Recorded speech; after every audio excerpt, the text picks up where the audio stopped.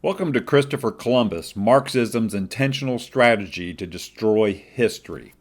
In order to understand Columbus in this day and age, we need to understand why Marxism is intentionally trying to destroy him.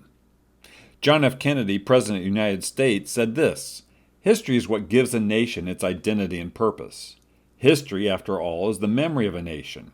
Just as a memory enables the individual to learn, to choose goals and to stick to them, to avoid making the same mistake twice, in short, to grow, so history is the means by which a nation establishes its sense of identity and purpose. This is a profound concept and why Marxism seeks to destroy it. Marxism, according to Karl Marx, says this: "Take away the heritage of a people, and they are easily destroyed." Thus you can see the countercurrents at work.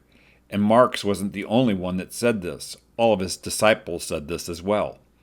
Vladimir Lenin said this: "Give me 4 years to teach the children, and the seed I have sown will never be uprooted." Joseph Stalin said this: "Education is a weapon whose effect depends on who holds it in his hands and at whom it is aimed." At another time, Stalin said this: "America is like a healthy body, and its resistance is threefold: its patriotism, its morality, its spiritual life.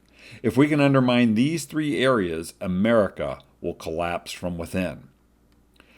Gramsci, another communist who thought more about the invasion of institutions and the transforming of society, particularly in America, said this: "Any country grounded in Judeo-Christian values can't be overthrown until those roots are cut. In the new order, socialism will triumph by first capturing the culture via infiltration of schools, universities, churches, and the media, by transforming the consciousness of society."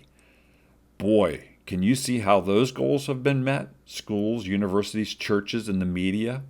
At another time, he said this: "Take over the institutions of the state. For sure, law, political parties, the civil service, councils, police, military, etc." And that has happened.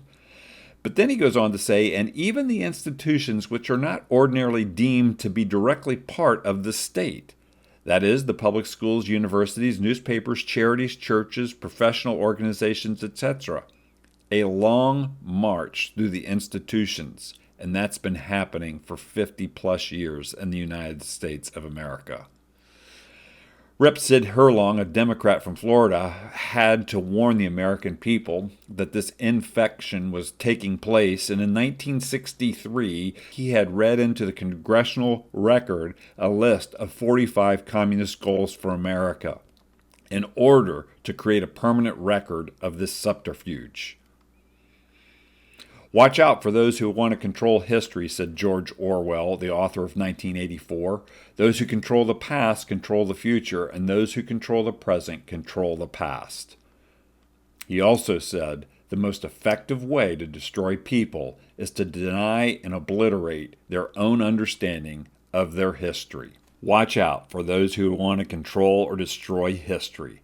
It's all too common now to see posters like this: "Wanted Christopher Columbus for grand theft, for genocide, for crimes against humanity, torture, mutilation, and enslavement of American Indians." A mom had her son come home and showed her a project he got an A on, and it was a wanted poster just like this. Watch out for those who want to control or destroy your history.